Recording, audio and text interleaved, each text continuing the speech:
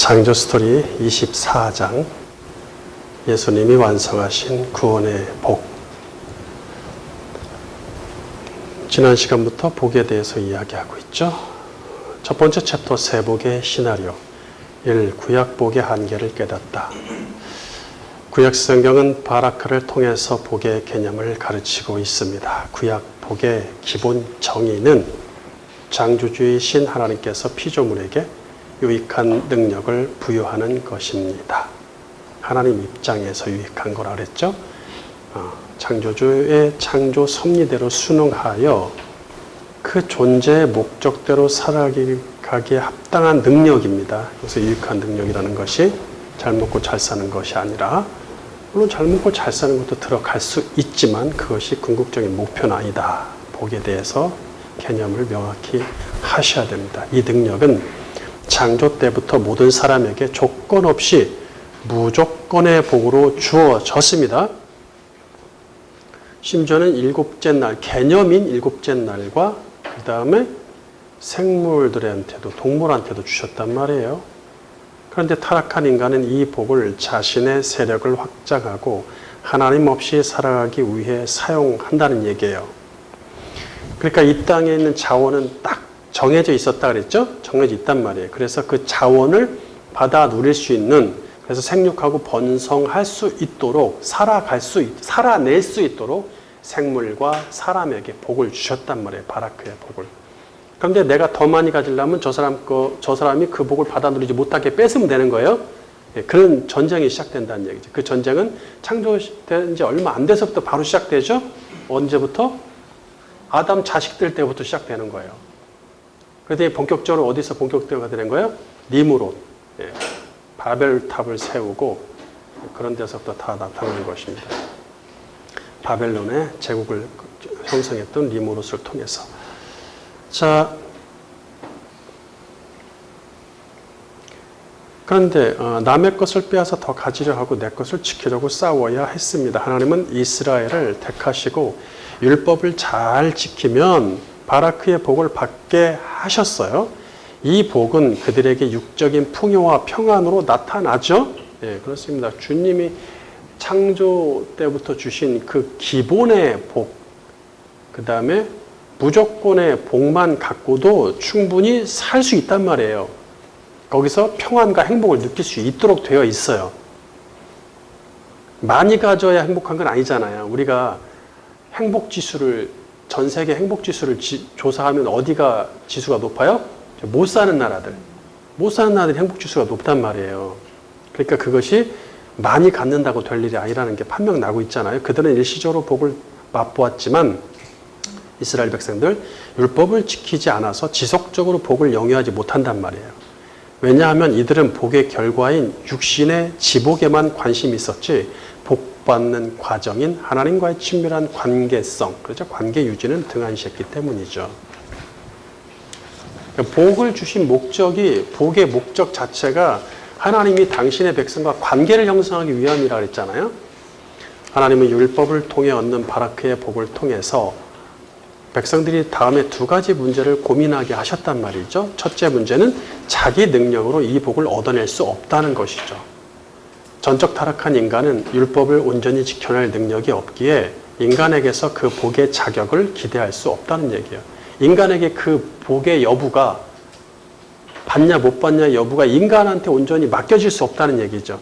둘째 문제는 그 육신의 복은 일시적인 복, 받는다 하더라도 일시적이고 지속적이지 않아서 영원하지도 않다는 거죠.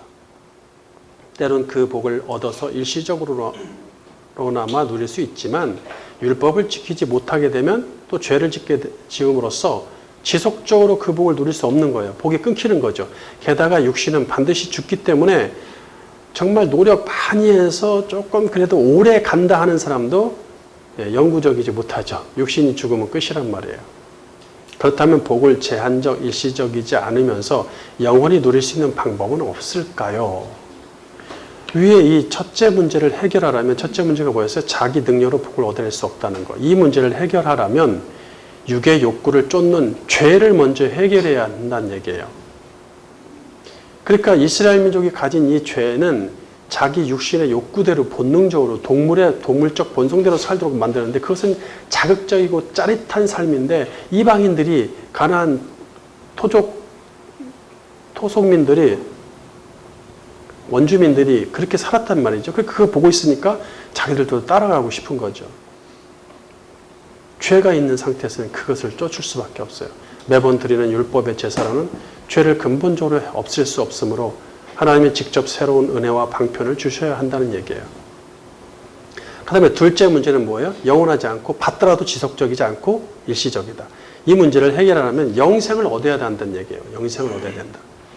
좀 받을 만하니까 내가 한 70 정도 돼가지고 드디어 율법을 깨달아서 잘 지켰어. 잘 지켜서 야 복이 막 들어와서 봤는데 75세에 죽었어. 뭐야 그게?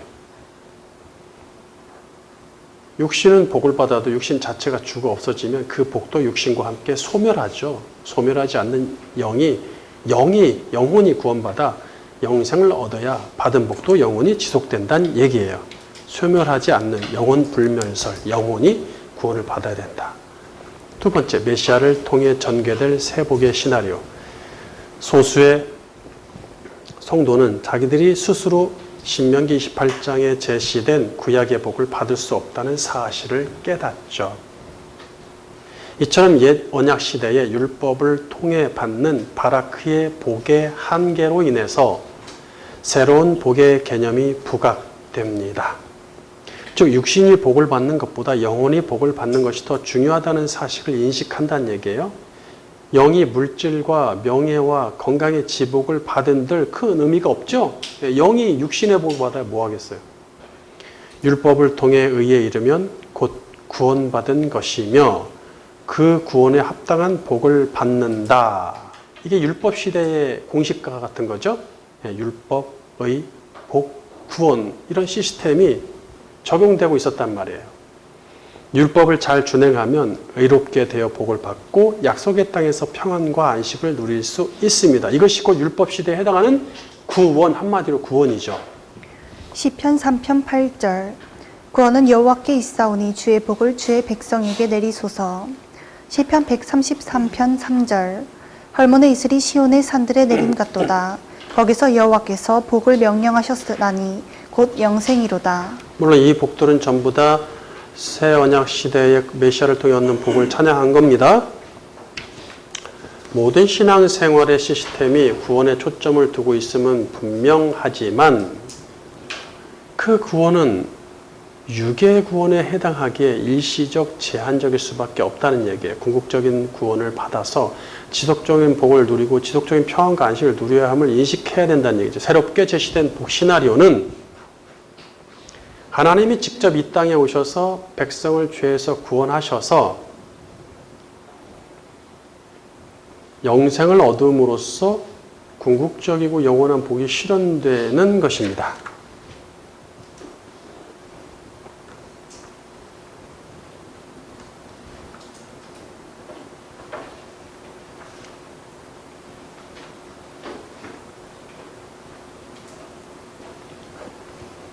하나님은 당신의 종을 보내서 세복의 시나리오를 전개하기로 작정하시는데 바로 당신의 아들을 메시아로 보내서 그가 먼저 첫 열매로 구원의 복을 받도록 하십니다.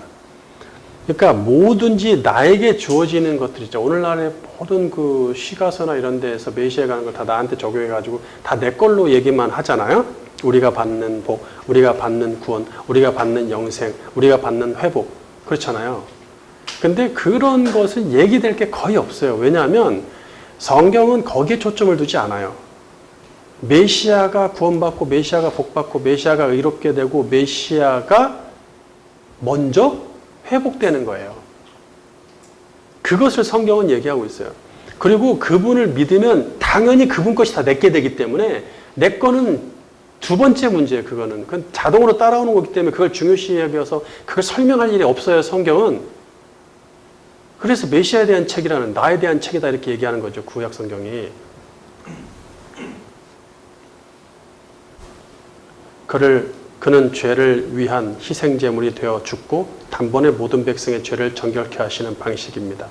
아들은 사람이지만 죄가 없기에 절대로 멸망하면 안 되므로 죄가 없는데 멸망하면 안 되잖아요. 죽으면 안 되잖아요. 죄 때문에 죽음에 이른 거잖아요. 정령 죽으리니 육이 죽었어. 영이 죽었어. 그리고 네 육도 죽는다.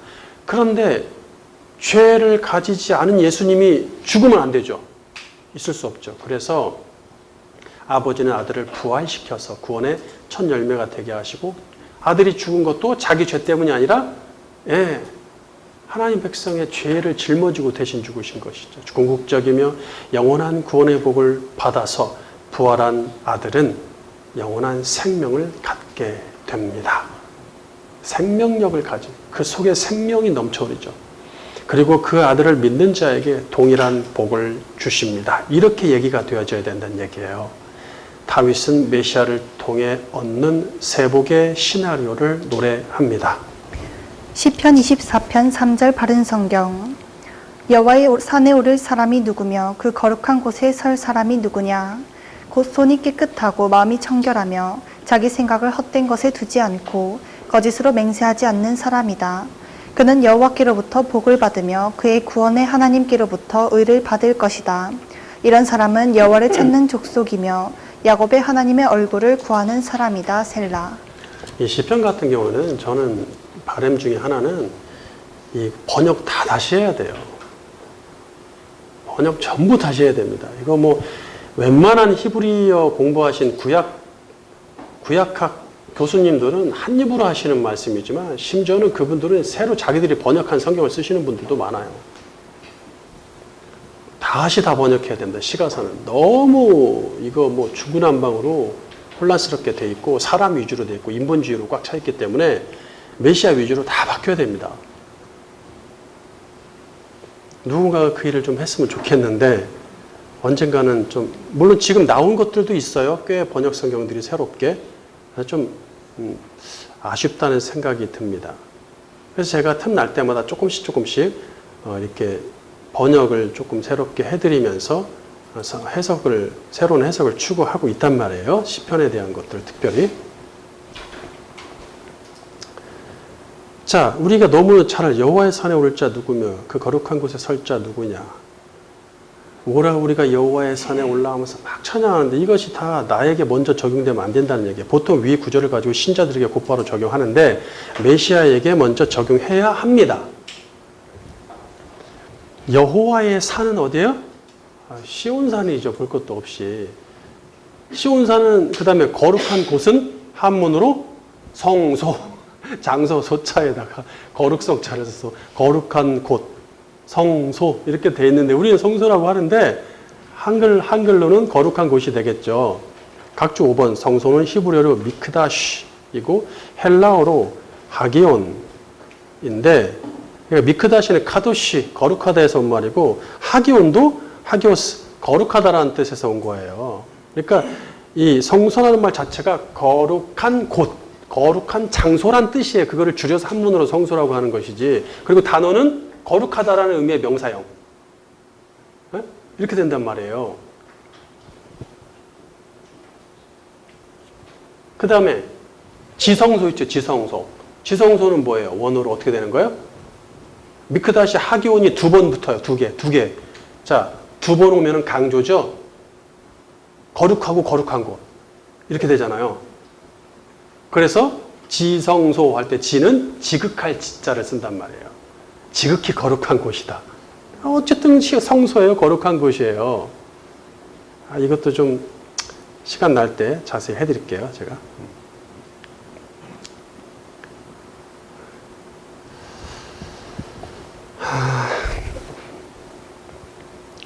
그래서 이 장소들은 지금의 팔레스타인에 있는 그 장소가 아니라 그 팔레스타인에 있는 그 장소라고 해가지고 문자로 받아들이는 사람들 참 안타깝죠. 얼마 전에도 또 이스라엘 전쟁 중인데 거기 또 무대기로 몰려갔어요. 또 거기 가서 그 산에 오를 자 시온산 예루살렘 거기에 오를 자도 그 거룩한 곳 설 자도 그냥 우리 가자 목숨을 이러고 간단 말이에요. 예?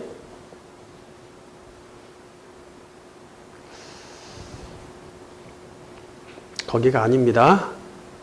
시가서는 완전한 상징성을 가진 시죠. 시, 은유법, 풍유법, 풍자법, 의인법. 예? 이 시가 그렇게 쓰는 거 아닙니까? 그게 시잖아요. 특히 고대 시는 더 말할 것도 없고.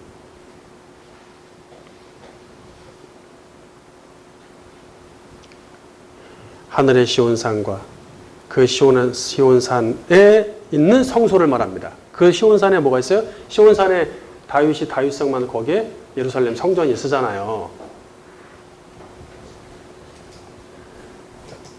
메시아가 오시면 가장 먼저 그분이 시온산에 서도록 되어 있어요. 그렇게 예언되어 있어요. 여기 말고도.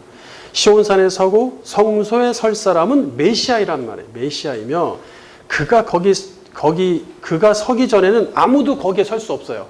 그가 먼저 서게 돼 있어요, 거기에. 그러면 그게 지금 팔레스타인 거기가 아니란 얘기예요. 근데 거길 왜 가냔 말이야. 응? 하늘에 있는. 히브리서 12장 22절. 각주 6번. 그러나 너희가 이른 곳은 시온산과 살아계신 하나님의 도성 곧 하늘의 예루살렘이죠. 예, 이거 다 같다. 시온산 이퀄 살아계신 하나님의 도성 이퀄 하늘의 예루살렘 이퀄 무수한 천사가들이 있는 곳 이퀄 같은 곳이죠. 그 다음에 각주 7번 히브리서 9장 24절 그리스도께서는 참된 것들의 모형인 손으로 지은 성소에 들어가지 않으시고 그분이 성소에 들어가실 일이 뭐 있어요? 그분이 성소 거룩한 곳에 서실 일이 뭐가 있습니까? 예루살렘에 거기 지금 팔레스타인에 설 일이 없죠. 거기 끝난 거예요. 할 일을 다 했어요. 이제 우리를 위해 하나님 앞에 나타내시라고 어디에? 하늘 성소, 하늘 거룩한 곳에 그 자체에 들어가셨다. 시온산에 서고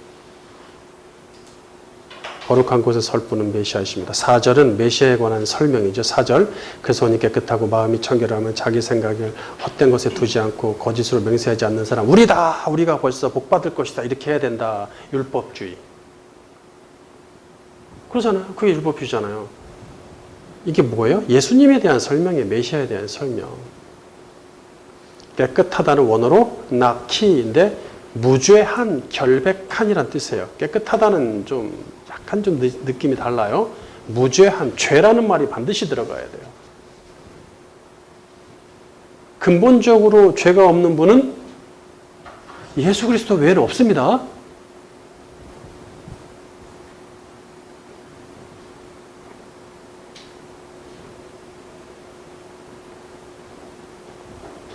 손이 깨끗하다. 손바닥에 정확히 손바닥이 깨끗하다는 말은 이거는 상징성을 갖고 있어요. 근본적으로 죄가 없다는 거예요. 나는 결백해 이런 말이죠. 생각 여기 자기 생각을 헛된 것에 두지 않는 사람이라고 얘기를 하는데 생각은 원어로 네페시예요. 그러니까 어디는 뜻이다, 생각이다, 마음이다, 뭐 여러 가지 번역이 나오는데 네페시입니다. 네페시. 그리고 또 1인칭 단수로 쓰였어요. 예? 그러면 내 영혼이 되죠. 완전히 다른 번역이 됩니다. 내 영혼이라고 번역해야 합니다. 자, JPS 타나크 유대인 출판협회에서는 이 네페시를 1인칭 단수로 번역을 하고 있어요.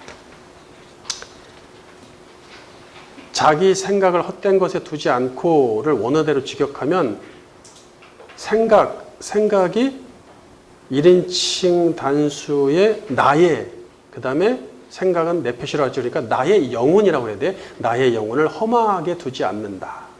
나의 영혼을 허망하게 두지 않는다. 갑자기 잘하다가 어떤 사람, 구원받는 우리 같은 사람을 얘기하는 것 같다고 우리는 생각했어요. 그러니까 여기서 나의 네페시 하니까 이게 번역이 안 되니까 번역을 그냥 바꿔놔 버렸어. 사람들이. 네? 번역자들이. 그래서 메시아에 대한 설명을 지들 설명으로 바꿔놔 버렸어요. 다윗은 메시아가 이게 다윗의 시죠? 메시아가 자신의 영혼을 멸망하도록 두지 않으신다는 믿음을 표명한 거예요. 여기다 삽입한 거예요. 나의 영혼을 허무하게 그냥 내버려 두지 않아 하신다. 어?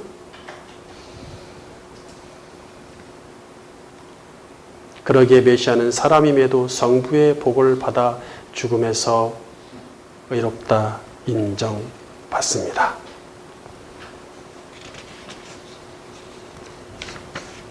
그러니까 5절에 그는 여호와께로부터 누가? 그는 누구예요? 메시아가 여호와께로부터 이게 3인칭 단수예요. 그 복을 받으며 원래 원어대로 정확히 하면 취하며입니다. 여호와께 아버지로부터 복을 취한다. 취한다는 건 뭐예요? 그냥 받는 게 아니라 받을 만한 뭐가 있었죠? 예수님은 받을 만한 대가를 치르셨어요. 그래서 취하는 거예요. 취하는 거. 자기 것을. 여호와께로부터 복을 취하며 구원의 하나님께로부터 의를 받는다. 의롭게 의인 최초의 의인이 된다는 얘기예요. 근데 6절에 보면은 6절이 또 문제입니다. 70인역과 시리아어역 페시타라 그러죠. 70인역 septuagint 또는 페시타 사마리아어역의 영향을 받아가지고 이게 번역이 달라졌어요. 근데 원어에는 이 6절에 이런 사람은 여호와를 찾는 족속이며 야곱의 하나님의 얼굴을 구하는 사람이다 해가지고 모두 다 뭐예요? 다 나 위주로 우리의 내가 뭔가 하는 것처럼 받을 것처럼 내가 뭘 해야 되고 이런 것들 다 바꿔놨잖아요. 근데 이 원어에 보면 여호와란 단어가 없어요. 그 다음에 하나님의 얼굴이 아니라 하나님 그분 3인칭 단수 그분의 3인칭이 아니라 2인칭 단수로 되어 있어요. 너의 얼굴 또는 당신의 얼굴이 되겠죠. 둘 중에 하나겠죠. 그러니까 이 너의 얼굴로 되어 있으므로 그 다음에 족속은 원어로 도르인데 세대란 뜻입니다. 세대. 돌레도트 할 때 도르 세대란 뜻입니다. 그래서 6절을 원어대로 직역하면 다음과 같습니다. 재번역 이렇게 그를 찾는 세대 너의 얼굴을 요구하는 오 야곱이여 셀라. 흠정역 이것이 그를 찾는 자들의 세대요 오 야곱아 내 얼굴을 찾는 자들의 세대로다 셀라. 그렇죠? 예. 자, 그러면 이 너의 얼굴, 네 얼굴, 2인칭 단수의 너는 누구냐? 이 세대의 한 사람 한 사람을 얘기하냐? 아니면 하나님 또는 메시아의 얼굴이냐? 이게 이제 번역이 달라지는 거예요. 그래서 성경들을 보면, 영어 성경들을 보면 한글 성경들은 전부 다 이렇게 이렇게 흠정량만 이렇게 하지 나머지는 그냥 대충 싸잡아서 가기 때문에 볼 게 없어요. 근데 영어 성경들을 쭉 놓고 보면은 둘로 갈라져요. 이 너를 thy, 그러니까 thy, t를 대문자로 하게 되면 그분이거든요. 그래서 그분의 얼굴이라고 그분의 얼굴, 당신의 얼굴, 당신이 2인칭 단수의 존칭형이잖아요. 당신의 얼굴 또는 너의 얼굴 둘 중에 하나로 나뉩니다. 그게 좀 어려워요. 저도 이거를 뭘로 해야 될지 참 어려웠어요. 3인칭 단수인 그는 일단 메시아를 가리키겠죠. 그를 찾는 세대. 그는 메시아겠죠. 메시아를 찾는 세대. 그 다음에 두 번째 문장이 문제예요. 야곱은 메시아에 대한 별칭이죠. 야곱은 메시아에 대한 너 야곱아 할 때 야곱은 일단은 메시아에 대한 별칭이에요. 물론 야곱이 영적 이스라엘을 가리키는 회복된 이스라엘을 가리키는 애칭으로 쓰이기도 합니다. 그러나 이스라엘이란 말 자체도 메시아를 가리킬 때 쓴단 말이죠. 1차적으로 야곱과 메시아는 누구예요? 야곱과 이스라엘은 메시아를 가리키고 두 번째는 그를 따르는 자들이거든요. 그러나 야곱이라는 것이 더 메시아에 가깝습니다. 야곱이란 말이. 메시아를 찾는 세대는 야곱의 얼굴을 요구한다는 얘기예요. 야곱의 얼굴을 요구한다.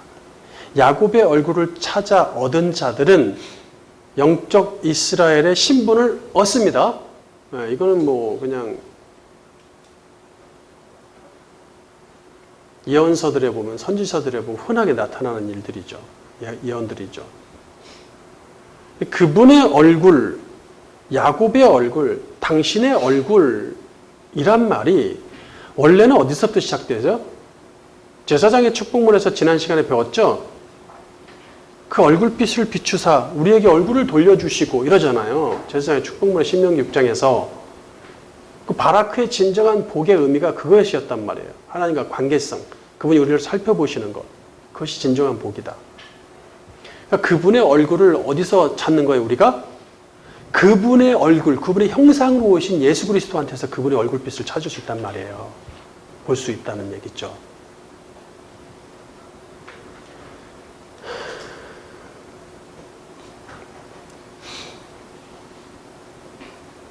그러므로 세복의 시나리오에서 선행될 일은 메시아가 오셔서 죄를 해결하기 위해 죽고 그 이후에 죽음에서 구원받는 것입니다.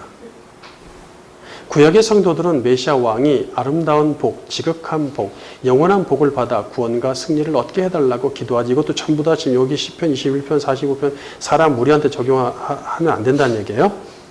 시편 21편 3절 주의 아름다운 복으로 그를 영접하시고 승군관을 그의 머리에 씌우셨나이다. 시편 21편 6절 그가 영원토록 지극한 복을 받게 하시며 주 앞에서 기쁘고 즐겁게 하시나이다. 시편 45편 2절 왕은 사람들보다 아름다워 은혜를 입술에 머금으니 그러므로 하나님이 왕에게 영원히 복을 주시도다. 네, 메시아 왕이죠. 두 번째 챕터 남은 자들이 소유한 에시에르의 복. 1. 메시아를 통해 받는 에시에르의 복. 하나님은 태초 이래 모든 택한 백성이 이런 참복이 무엇인지 알기를 원하셨죠. 그것은 아들을 통해서 당신의 사람들이 참복을 받는 것입니다. 시편 72편 17절 그의 이름이 영구하며 그의 이름이 해와 같이 장구하리로다. 사람들이 그로 말미암아 복을 받으리니 모든 민족이 다 그를 복되다 하리로다. 그는 누구예요? 메시아 왕이죠. 여기서 앞에 복은 원어로 바라크. 사람들이 그로 말미암아 바라크의 복을 받으리니 뒤에는 모든 민족이 다 그를 에시에르 복되다 하리로다. 앞뒤에 다 복으로 다 번역을 했지만 단어가 달라요. 왜 이렇게 하셨을까? 헷갈리게 하려고? 아니죠. 바라크는 하나님의 복을 주시는 상태지만 에시에르는 이미 그 복을 소유한 상태입니다. 그러니까 여기서 약간의 그 개념의 차이가 생기는 것을 여기서 지금 얘기하려고 그래요. 에시에르와 바라크를 서로 이렇게 좀 많이 헷갈려 하기 때문에 이 차이를 설명하기 위해서 제가 좀 설명을 좀 더 추가했어요. 에시에르는 명사지만 마치 형용사나 동사처럼 쓰이는 것이 특징이죠. 바라크는 얻으려는 복이라면 에시에르는 누리는 복이에요. 바라크가 얻으려는 복이라면 에시에르는 누리는 복입니다. 그러니까 바라크라는 복 자체는 어떤 느낌이 들어있어요? 아직 못 얻은 거야. 근데 에시에르는 뭐예요? 이미 내 안에 들어와 있어요, 그 복이. 네? 이 차이예요, 이 차이. 그래서 에시에르는 복이 있다, 복되다 이렇게 결론을 짓죠. 또는 행복하다라는 뜻으로 쓰인다는 얘기예요. 궁극적이고 영원한 구원의 복을 소유하고 있다는 의미로 복이 있다 이고 그 복을 소유한 자는 복 자체가 되기에 복되다이며 그런 사람은 주 안에서 진정한 행복을 누리기 때문에 행복하다입니다. 메시아가 첫 열매로 죽음에서 부활로 구원받는 복을 소유하시면서 에시르의 복의 최초 혜택자가 되십니다. 하나님은 아들의 순종을 높이 보시고 그를 죽음에서 구원하셔서 영원한 생명을 주셨고 하나님의 우편에 앉고 만물을 다스리는 영광을 주셨습니다.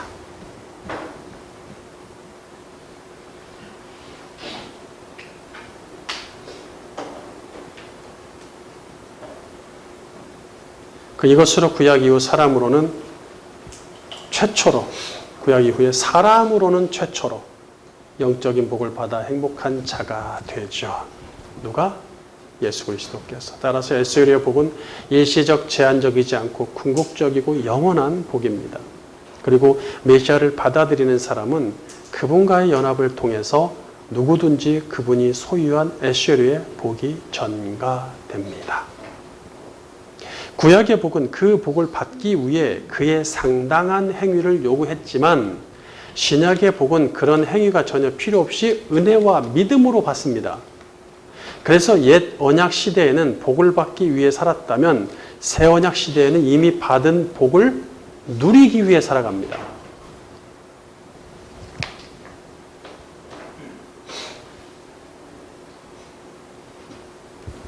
복을 받기 위한 삶과 복을 누리기 위한 삶은 차원이 다르죠? 복을 받기 위한 삶과 복을 누리는 삶, 누리기 위함보다 누리는 삶이 더 직접적이네요. 복을 받기 위한 삶과 복을 누리는 삶은 차원이 다릅니다. 결국 옛 언약 시대의 노력으로 얻으려는 복이 바라크였다면 새 언약 시대의 메시아를 통해 받아 누리는 복이 메시아르입니다. 물론 에시아르는 아무나 가질 수 없고 철저한 조건이 있으니 뭐예요? 구세주를 영접해야 되겠죠. 예수 그리스도를 구세주로 영접해야겠죠.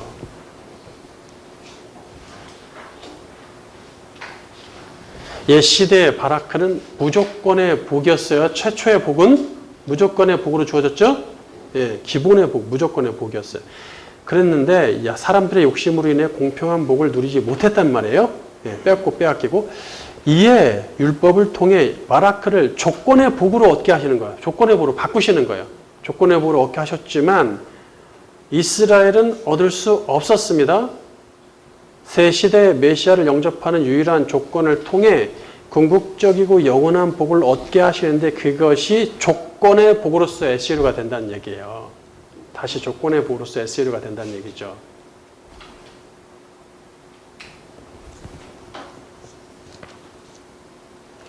두 번째, 에시르의 복을 노래하다. 시인들은 메시아를 통해 받는 새 복을 구체적으로 노래하기 시작합니다. 이것은 시편에 소개된 메시아가 의인의 왕으로 오심, 그 왕이 고난당하심, 그 고난으로 백성의 죄를 정결케 하심, 하나님이 왕을 죽음에서 부활시키심, 이 부활로 인한 사탄의 완전한 패배와 메시아의 완전한 승리, 왕을 맞이하는 백성들의 구원, 구원받은 자들의 찬송과 행복에 관한 노래들에서 나타나죠. 시인은 에스겔의 복을 통해 실현되는 새 복의 시나리오를 이렇게 노래합니다. 시편 1편 1절 복 있는 사람은 악인들의 길을 따르지 아니하며 죄인들의 길에 서지 아니하며 오만한 자들의 자리에 앉지 아니하고 오직 여호와의 율법을 즐거워하여 그의 율법을 주야로 묵상하는도다. 그는 시냇가에 심은 나무가 철을 따라 열매를 맺으며 그 잎사귀가 마르지 아니함 같으니 그가 하는 모든 일이 다 형통하리로다. 악인들은 그렇지 아니하며 오직 바람이 나는 겨와 같도다. 그러므로 악인들은 심판을 견디지 못하며 죄인들이 의인들의 모임에 들지 못하리로다. 무릇 의인들의 길은 여호와께서 인정하시나 악인들의 길은 망하리로다. 네, 이것도 아쉬운 부분이 많습니다. 이 번역이 시편 제 시편 강의에 보면 어느 정도 이제 언급은 하고 있습니다만은 참 안타깝네요. 이게 왜 그러냐면요, 이제 뭐 늘 하는 얘기지만 이런 거 예를 들어서 이런 거예요. 시를 쓸 때 이렇게 시를 썼다 칩시다. 어떤 시인이 아침, 밥, 출근 세 단어를 썼다 칩시다. 시는 가능하죠? 단어만 열거해도 되잖아요. 명사만 열거해도 되죠? 그렇대요. 거기다 부사, 뭐 형용사, 뭐 그런 걸 넣을 필요 없잖아요. 시는 그냥 아침, 밥, 출근 이 세 단어면 끝나는 거예요. 근데 그렇게 쓴 시가서를 번역자들이 이렇게 번역하는 거예요. 아침에 일어나서 밥을 먹은 다음에 회사로 출근했다. 이렇게 해버리는 거예요. 무슨 얘기인지 아시겠죠? 그 시가서에는 문장이 형성이 안 되도록 돼 있어요. 그냥 형용사 연속 2개, 명사 연속 3개, 동사 없이, 또 동사 1-2개, 끝. 근데 그거를 갖다 다 풀어버리는 거죠. 풀면 안 되죠. 번역할 때는 절대 풀면 안 됩니다. 그대로 써야 돼요. 그대로. 그리고는 해석은 맡기는 거예요. 하나님이 당신의 백성들한테 지혜를 주셔서 반드시 그걸 해석하게 하신다는 얘기예요. 복 있는 사람은 첫째, 첫 열매와 의인이 되신 메시아이며, 그렇죠? 메시아한테 먼저 적용이 돼야 됩니다. 그래서 항상 단수로 사용이 되죠. 뒤로 가면 이제 의인들이라고. 그러니까 첫째 의인의 열매, 첫째 의인이 되신 분은 예수 그리스도시다. 그렇기 때문에 우리가 그분의 의가 전개되기 때문에 우리가 의인들이 될 수 있어요. 그분 없이는 우리는 의인이 될 수 없습니다. 어떻게 의인이 됩니까? 어떻게 그분 없이. 첫째 그분, 둘째 우리들. 그래서 그를 따르는 의인들이 두 번째죠. 의인들이 심판을 면할 수 없을 때, 악인들이 심판을 면할 수 없을 때 의인은 구원받아 에시엘의 복을 누린다는 얘기예요. 그러므로 영원한 복인 구원의 복이 주어지는 메시아의 시대는 참으로 성도가 행복한 은혜의 시대입니다. 진정한 구원은 예수 그리스도를 통해서 죄를 해결받고 정죄에서 벗어난 자들이고 그들이 복을 소유한 자들이죠. 시편 32편 1절 허물의 사함을 받고 자신의 죄가 가려진 자는 복이 있도다. 마음에 간사함이 없고 여호와께 정죄를 당하지 아니하는 자는 복이 있도다. 시편 33편 12절 여호와를 자기 하나님으로 삼은 나라 곧 하나님의 기업으로 선택된 백성은 복이 있도다. 시편 65편 4절 주께서 택하시고 가까이 오게 하사 주의 뜰에 살게 하신 사람은 복이 있나이다. 우리가 주의 집 곧 주의 성전의 아름다움으로 만족하리이다. 네, 여기서 성전은 예수 그리스도를 상징하죠. 왜냐하면 이게 만약에 문자 그대로 되면 지금 성전이 없는 시대가 됐잖아요. 2000년 동안. 그럼 뭐야? 그 아름다운 성전을 볼 수도 없고 거기에 모스크가 세워져 있는데 우리하고 관계없는 말씀이잖아요. 그러니까 관계 있는 말씀이 되게 하려면 유태인들이 뭐라고 얘기해? 거기다 성전을 세워야 된다. 그래야 이 시대로 우리가 성취되는 거 아니겠느냐. 그래서 시오니즘이 생긴 거예요. 시온주의가 그래서 생겨가지고 거기다가 강제로 그들을 쫓아내고 자기 나라를 세운 거죠. 그리고 일부 기독교인들, 영육을 판별 못하는 기독교인들이 그 유태인들을 도와서 거기 가가지고 그러고 있는 거예요, 지금. 백투 예루살렘이죠, 그것이. 여기서 성전은 예수 그리스도를 상징한 성전을 돈 들여 아름답게 꾸몄다고 해서 행복하다는 이야기가 아닙니다. 구약에서 택한 백성은 하나님과 교제하기 위해 성전에 나왔지만 신약에서는 성전 대신 그리스도를 통해 하나님과 교제한다는 얘기예요. 예. 그분 성전 자체 되신다. 이처럼 구약의 성전과 신약의 그리스도를 통해서 하나님과 교제하는 자가 복 있는 자입니다. 메시아를 받아들이는 사람이 곧 심판에서 여호와께 피하는 자란 얘기죠. 그러니까 이 성전에 대해서 이 노래를 많이 하죠, 다윗이. 예? 그러면 그가 이야기한 노래가 저 팔레스타인의 저 성전을 노래하면서 계속 그 성전이 영원히 거기 시온산에 쓸 거라고 착각하면서 노래했을까요?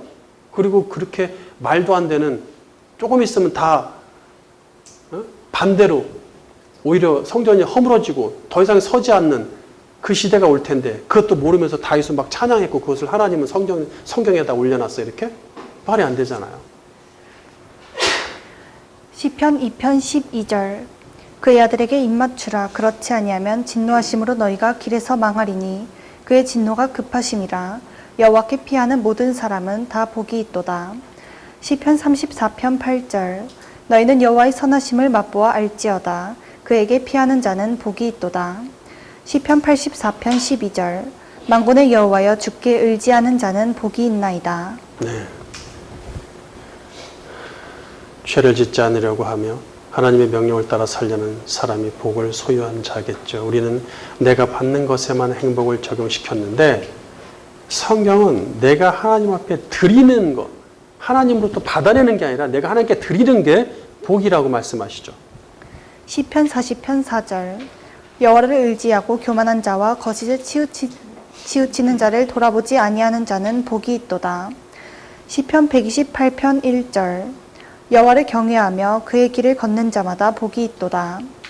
시편 146편 5절 야곱의 하나님을 자기의 도움으로 삼으며 여호와 자기 하나님에게 자기의 소망을 두는 자는 복이 있도다.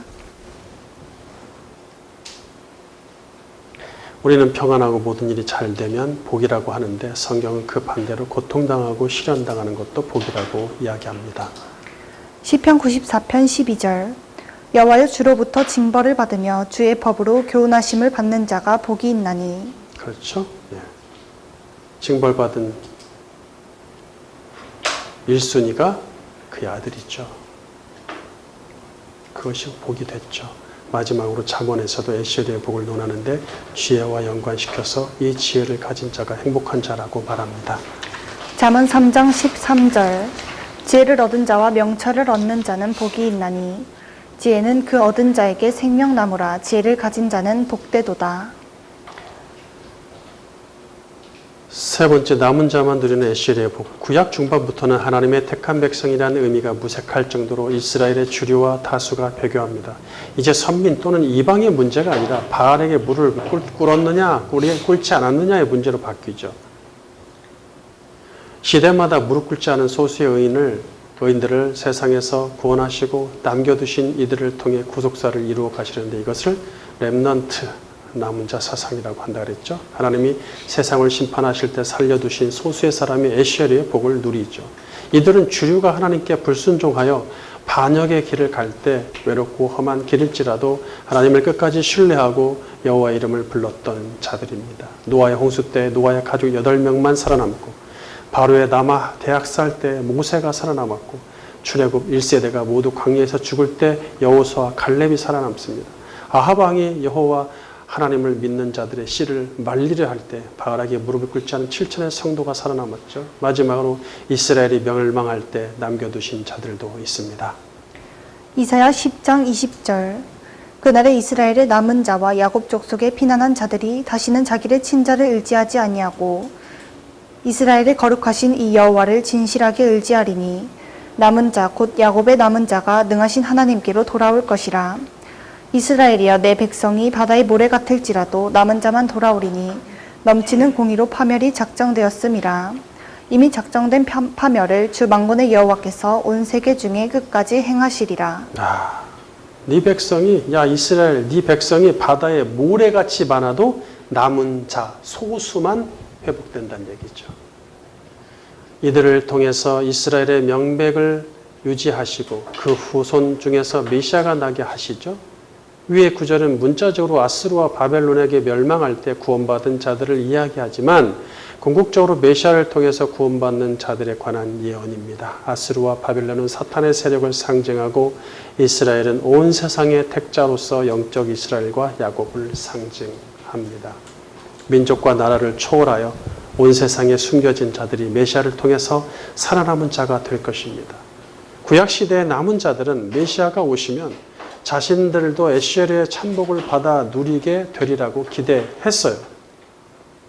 영적으로 유린당하는 척박한 시대를 사는 이들에게 있어서 이것이야말로 유일한 소망이며 살아가는 이유였죠.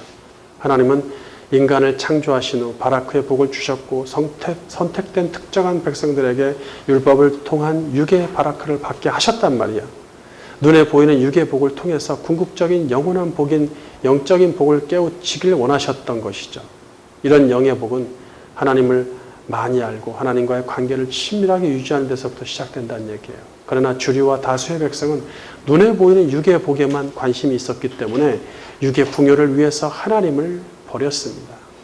오직 남은 소수의 성도는 하나님을 두려워하여 그분을 의지하면서 바알에게 무릎 꿇지 않죠. 그들은 하나님이 주시는 참복이 무엇이며 왜 복 주기를 원하시는지 알았습니다. 할 수 있는 한 최선을 다해 율법을 꼭 붙잡고 놓지 않으려 했으며 여호와의 성전을 의지했습니다. 물론 이것으로는 하나님과 친밀한 관계를 형성하는 데 한계가 있었죠. 바로 죄 때문입니다. 그들은 고통 가운데서도 끊임없이 하나님께 구원을 부르짖었고 언젠가는 메시아를 통해 영적 복인 죄로부터의 구원을 주실 것을 확신했습니다. 이러한 기본적인 사상을 가지고 시가서를 보셔야 됩니다.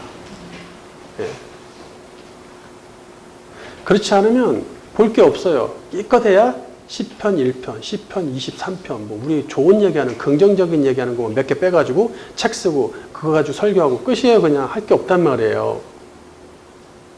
근데 그토록 왜 이렇게 슬프고 왜 이렇게 고난을 얘기하고 한탄만 하고 앉아있고 그런 시들이 얼마나 은혜로운 줄 아세요? 그런 시들을 많이 읽을수록 이 기본적인 지식을 가진 상태에서 그런 시를 많이 읽을수록 우리 주 예수 그리스도가 값지다는 것이 느껴집니다. 세 번째 챕터, 새언약 시대 예수님을 통해 완성되는 에시엘의 복. 이는 예수님이 완성하신 율로게의 복과 마카리오스의 복. 구약의 복의 개념을 모르고 예수님이 말씀하신 복을 논하거나 이해하는 것은 불가능합니다. 메시아 예수님은 독단적인 복을 말씀하시지 않고 구약에서 언급된 복을 그대로 이어받아 성취 완성하십니다. 그리고 의인들이 그토록 기다렸던 복 있는 시대를 선포하죠. 복 있는 사람은 예수 그리스도이며 그를 따르는 자들이었죠. 그 시대가 됩니다. 바라크는 헬라어로 율로게오, 에시에르는 마카리오스입니다. 구약 성경이 바라크와 에시에르를 구별하듯이 신약 성경도 율로게오와 마카리오스를 구별해서 사용합니다. 먼저 신약 성경에서 말하는 바라크와 동일한 개념인 율로게오의 복에 대해서 살펴보겠습니다.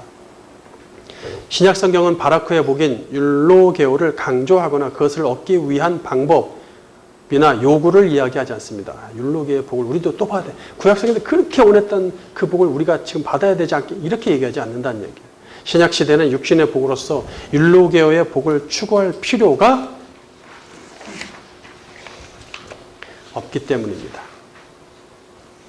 율로게오란 단어는 오로지 구약에서 이미 언급했던 그 바라크를 인용할 때 사용한다는 얘기예요. 갈라디아서 3장 7절. 그런즉 믿음으로 말미암은 자들은 아브라함의 자손인 줄 알지어다. 또 하나님이 이방을 믿음으로 말미암아 의로 정하실 것을 성경이 미리 알고 먼저 아브라함에게 복음을 전하되 모든 이방인이 너로 말미암아 복을 받으리라 하였느니라. 그러므로 믿음으로 말미암은 자는 믿음이 있는 아브라함과 함께 복을 받느니라. 구약의 그 바라크의 복을 가져오려면 율로게오를 쓰고 있다는 얘기예요. 구약 시대는 바라크의 복을 얻기 위해 의로운 행위를 요구했지만 신약 시대는 바라크의 복을 위해 어떤 행위를 요구하지 않습니다. 그리스도께서 모든 의를 이루셨기 때문에 그리스도를 믿을 때, 그죠? 그러니까 구약 시대는 율법 시대는 뭐예요? 바라크의 복을 받으려면 어떻게 해야 돼? 내가 뭔가를 해야 되는 거예요. 의롭게 되기 위해서. 근데 예수님이 이제는 그 의를 다 이루셨으니까 내가 예수님 믿으면 그 의를 온전히 이룬 것 같은 효력을 내가 받는 거예요. 그분의 의가 증가되면서. 그러니까 바라크의 복을 받기 위해서 뭔가 할 게 없어요. 우리가 그분만 믿으면 되지. 그래서 그분의 의가 신자에게 전가되어 기본의 복인 율로게오의 복이 거저 주어진다는 얘기예요. 사람마다 하나님이 계획하신 율로게오의 복이 종류와 양이 다르며 각 사람에게 필요한 만큼 주셨다는 얘기예요. 에베소서 1장 3절 바른 성경. 우리 주 예수 그리스도의 아버지 하나님을 찬양하자. 하나님께서는 그리스도 안에서 하늘에 속한 모든 영적인 복으로 우리에게 복을 주신 분이시다. 그분께서 창세 전에 우리로 사랑 안에서 그분 앞에 거룩하고 흠이 없게 하시려고 우리를 그리스도 안에서 택하셨으며 그분의 기뻐하시는 뜻을 따라 우리를 예정하시어 예수 그리스도로 말미암아 그분의 아들로 받아들였으니 이는 그분의 사랑하시는 아들 안에서 우리에게 거저 주시는 그분의 은혜의 영광을 찬미하게 하려는 것이다. 우리가 그분 안에서 하나님의 은혜의 풍성함을 따라 그분의 피로 말미암아 구속 곧 죄 용서를 받았다. 로마서 15장 29절. 내가 너희에게 나아갈 때 그리스도의 충만한 복을 가지고 갈 줄을 아노라. 구약시대에 이미 진정한 복인 에시에르가 임하게 되리라고 예고했기 때문에 구약 성경은 에시에르의 복을 이어받아 마카리오스의 복을 중점적으로 얘기한단 말이에요. 그러니까 앞에서 얘기한 이 율로게오는 구약에서 얘기된 그것을 인용하면서 가져오는 거예요. 가져와서 그 복을 우리가 받아 누린다는 얘기예요. 기본으로 주어진다는 게 기본으로. 근데 그것은 결국 뭐예요? 하나님이 바라크의 그 복을 이야기하실 때 그 기본의 복을 무조건의 복을 조건의 복으로 율법을 통해 바꾸실 때 그때 원하셨던 게 뭐예요? 너희들이 받아봐. 한번 노력해서 받아봐. 누려봐봐. 얼마큼 누릴 수 있는지. 한계가 있지 않냐. 그러니까 뭐야? 영원한 복, 영적인 복을 추구해야 되지 않겠어? 이게 하나님이 원하시는 마음이었죠. 그래서 여기 뭐예요? 영적인 복이라고 얘기하잖아. 에베소서 3장 1장 3절에 보면 구약시대에 이미 진정한 복인 에시에르가 임하게 되리라고 예고했기 때문에 신약 성경은 에시에르의 복을 이어받아 마카리오스의 복을 중점적으로 이야기하죠. 예수님을 통해 죄사함 받고 영원히 구원받았기 때문에 에시에르의 복인 마카리오스의 복을 소유하게 된다는 얘기예요. 구약 성경에서 에시에르의 복을 받는 방법이 아닌 누리는 것에 중점을 둔 것처럼 신약 성경에서도 마카리오스의 복을 받는 방법이 아니라 누리는 것에 중점을 둔다는 얘기예요. 누리는 거. 마태복음 5장의 산상수훈에서 예수님은 이 복을 소유한 자들의 정체가 무엇이며 그들이 무엇을 누리는지 설명합니다.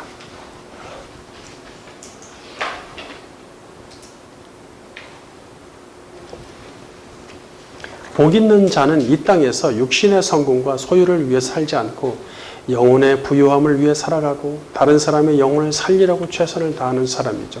그 길이 협착하고 고통스럽고 많은 손해를 보더라도 기쁨으로 감당하는 자들입니다. 그들에게 이 땅에서는 보상이 없을지라도 하늘에서 상이 있을 것입니다. 마태복음 5장 3절 바른 성경. 심령이 가난한 자들은 복되다. 하늘나라가 그들의 것이기 때문이다. 슬퍼하는 자들은 복되다. 그들이 위로를 받을 것이기 때문이다. 온유한 자들은 복되다. 그들이 땅을 상속받을 것이기 때문이다. 의에 줄이고 목마른 자들은 복되다. 그들이 배부를 것이기 때문이다. 긍휼히 여기는 자들은 복되다. 그들이 긍휼히 여김을 받을 것이기 때문이다. 마음이 청결한 자들은 복되다. 그들이 하나님을 볼 것이기 때문이다. 화평케 하는 자들은 복되다. 그들이 하나님의 아들이라 불릴 것이기 때문이다. 의를 위하여 박해를 받는 자들은 복되다. 하늘나라가 그들의 것이기 때문이다. 네, 이 8가지 복을 누가 먼저 받는 거예요? 예수 그리스도가 먼저 받는 거예요. 그래서 구약 성경을 잘 찾아보면요, 메시아에 대해서 이 8가지가 나옵니다. 우리가 다 찾아봤죠? 예, 팔복에서 얘기했잖아요. 그분 심령이 가난하고 영이 가난하죠. 영이 가난, 심령이 영이라 그랬어요. 그렇죠? 그분은 애통하는 자죠. 그 다음에 온유한 자입니다. 의에 줄이고 목마른 분이셨죠. 긍휼히 여기는 자였어요. 그 다음에 마음이 청결하다. 아까 시편에서 나왔죠? 마음이 청결한 분이셨죠. 그 다음에 화평케 하는 자였죠. 샬롬을 위해 오는 화평의 왕이다 얘기하잖아요. 의를 위해서 박해를 받았죠? 그분이 먼저 다 신분을 드러내신 거죠. 당신의 신분. 그리고 그분을 따르는 자들도 이 8가지가 주어지는 거예요. 그분을 따라서. 그것이 신의 성품에 참여하는 것입니다. 네 번째 챕터, 복받은 사람에게 주어진 의무와 권한. 지구의 정복권과 동물의 통치권. 이처럼 하나님은 사람을 창조하시고 복을 주십니다. 사람들은 흔히 복을 받으면 간절히 바라던 육의 능력을 소유하게 된다고 생각합니다. 세상에서 말하는 복은 인간이 봤을 때 유익한 능력을 소유하는 것이지만 성경에서 말하는 복은 하나님이 보셨을 때 유익한 능력을 소유하는 것입니다. 즉 하나님 뜻대로 살아가기 위한 능력을 복으로 내려주십니다. 하나님은 원칙적으로 당신을 위해서 인간에게 복을 주심으로 그 복은 곧 인간에게 그분을 위한 의무로 주어진다는 얘기예요. 그것은 피조물로서 하나님의 뜻대로 순종하며 살아가야 하는 의무겠죠. 5가지 의무가 명령으로 주어지는데 생육하고 번성하라, 충만하라, 정복하라, 다스리라입니다. 이 중에서 3가지인 생육하고 번성하고 충만하라는 의무는 동물에게도 똑같이 주어졌지만 사람에게는 추가로 정복하라는 것과 통치하라는 의무가 더해지죠. 예, 그렇습니다. 그 차이가 크죠. 이것은 오직 사람에게만 주신 의미이기 때문에 사람의 권한이라고 볼 수 있어요. 이 권한은 땅의 정복권과 동물의 통치권이라는 얘기예요.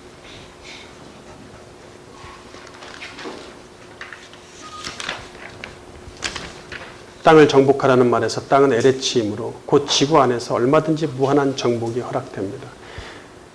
그러니까 막 남의 것을 뺏으면서 정복이 아니에요. 그런 개념이 아닙니다. 달과 화성을 비롯한 다른 천체를 정복할 필요가 없죠. 우리에겐 그런 권한이 주어지지 않습니다. 또 다스리는 통치권은 지구에 한정되어 있으니 지구의 하늘과 바다와 땅에 사는 동물을 다스리는 통치권을 주십니다. 하나님은 우주의 천체 중에서 오직 지구에만 생명체를 두셨죠. 따라서 그럴 일은 없겠지만 만약 달이나 화성 같은 다른 천체에서 생명체가 발견된다 하더라도 우리는 그것을 소유하고 지배할 권한이 없죠. 물론 없지만 그 지구 외의 천체를 정복하기 위해 연구하고 거기에 도달하는 일련의 행위는 올바르지 않다고 우리가 이미 다 배웠어요. 환경이 나빠진다고 해서 삶의 터전을 다른 행성으로 옮기려는 생각도 올바르지 않습니다. 하나님은 인간에게 그런 권한을 주시지 않았기 때문이죠. 사람에게 지구를 정복하고 지구에 존재하는 모든 생물을 지배하도록 하셨기에 사람은 지구의 정복자이고 통치자로서 지구의 왕권을 갖습니다. 이것으로서 사람에게 최고의 대우를 하셨고 천지창조의 가장 사랑받는 주인공이 되게 하셨습니다. 두 번째, 사람과 동물에게 주신 먹거리의 차이. 그러므로 동물은 아담과 하와가 정복하고 통치할 대상이자 경쟁 대상이 아니죠. 대부분 사람과 동물에게 나타나는 경쟁과 싸움의 원인은 먹고 사는 것 때문에 그렇습니다. 우리는 지금까지 사람과 동물이 똑같이 식물을 먹거리로 제공받았다고 알고 있죠. 하지만 자세히 보면 사람과 동물의 먹거리가 다르죠. 29절 하나님이 이르시되 내가 온 지면에 씨 맺는 모든 채소와 씨 가진 열매 맺는 모든 나무를 너희에게 주노니 너희의 먹을 거리가 되리라. 또 땅의 모든 짐승과 하늘의 모든 새와 생명이 있어 땅에 기는 모든 것에게는 내가 모든 푸른 풀을 먹을 거리로 주노라 하시니 그대로 되니라. 네, 다르죠. 식물을 초본과 목본으로 나누었죠. 근데 초본은 우리 순우리말로 풀이고 목본은 나무죠. 하나님은 사람에게는 풀과 나무를 먹거리로 주시고 동물에게는 오직 풀만 먹거리로 주셨습니다.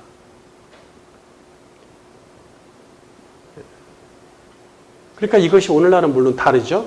오늘날은 다르고 서로 그냥 동물이고 사람이고 서로 먹고 살려고 그냥 남의 터전에 들어와서 부숴서 산에다가 동물이 사는 데다 사람이 가서 도시 짓고 그러면 또 동물들이 튀어나와서 도시에서 활보하고 다니고 먹을 거 없어서 니 거 내 게 어딨어 막 그러고 다니는 거죠. 네? 욕심이 많아가지고. 만약 사람과 동물의 먹거리가 같다면 서로 경쟁 대상이 되는데 알고 보면 확연히 다릅니다. 동물은 오직 땅에서 자라는 식물인 풀만 먹도록 하셨습니다. 하지만 사람은 풀뿐만 아니라 더 많은 먹거리를 생산하는 나무를 먹을 수 있다는 거야.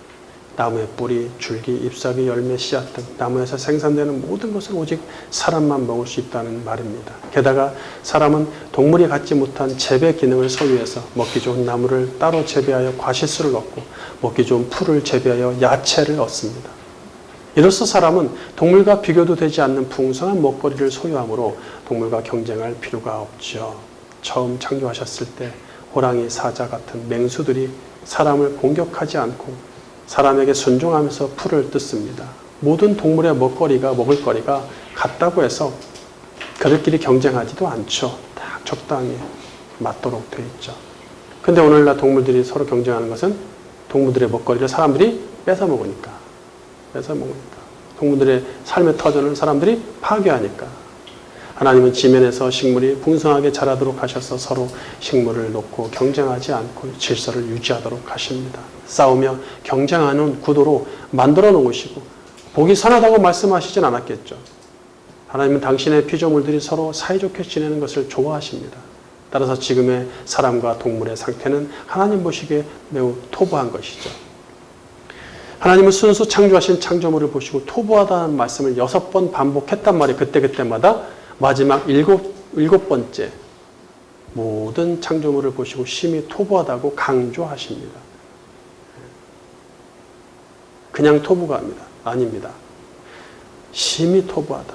창조의 세계가 온전히 창조주가 계획하고 원하신 대로 만들어져 존재하는 상태는 매우 선하고 아름답습니다. 특별히 마지막으로 토부하다고 하시는 31절에는 자 봐라 라는 감탄사 흰내가 추가되어 있어요.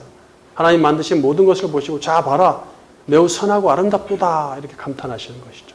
흑암 속에서 형태 없이 텅 비어있는 우주와 지구에 이처럼 아름다운 세상을 만드시고 생명과 활력으로 가득 차게 하십니다. 모든 피조물이 서로 경쟁하거나 싸우지 않고 평화로운 상태를 보시며 얼마나 선하고 아름다운가라고 감탄하시는 것. 모자라지도 않고 남지도 않는 완전한 창조 앞에서 어떤 피조물도 이의를 제기할 수 없고 위대하신 하나님의 창조 앞에 굴복할 수밖에 없습니다. 안타깝죠, 오늘날. 죄로 인해서. 그냥 모든 피조물들이 만물이 그냥 같이 신음하는 거예요, 그냥 같이. 결론 지금까지 창세기 1장에서 시작되고 구약시대를 거쳐 예수님이 완성하신 복의 개념을 살펴보았습니다. 주님이 주시려는 참복은 세상에서 말하는 복과 복음을 추구하는 교회에서 말하는 그런 저급한 복이 아닙니다. 주님은 그런 사라지고 썩어 없어질 복을 주시려고 아들을 피 흘려 죽게 하시면서 우리를 구원하신 것이 아닙니다. 오늘날 교회들이 그런 신명기 28장의 복을 가르치고 배우고 추구하고 있잖아요.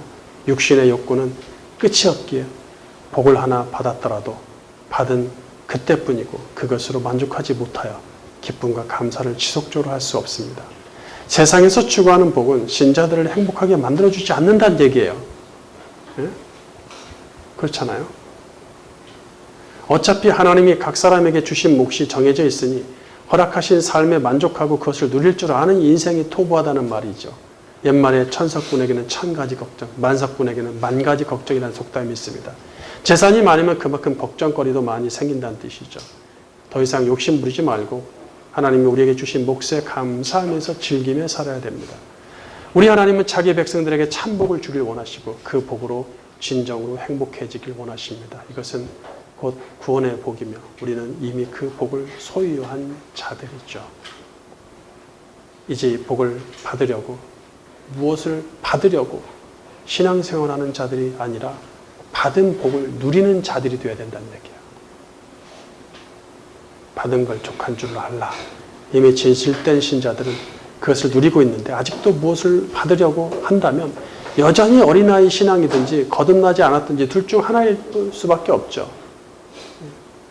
복 그 자체이신 그리스도께서 우리 안에 들어오셔서 내 안에 내주하고 계시니 우리는 이미 복받은 신자입니다. 남은 인생 그 복을 마음껏 누리고 그 복을 전하는 자가 되기를 주님 이름으로 축원합니다.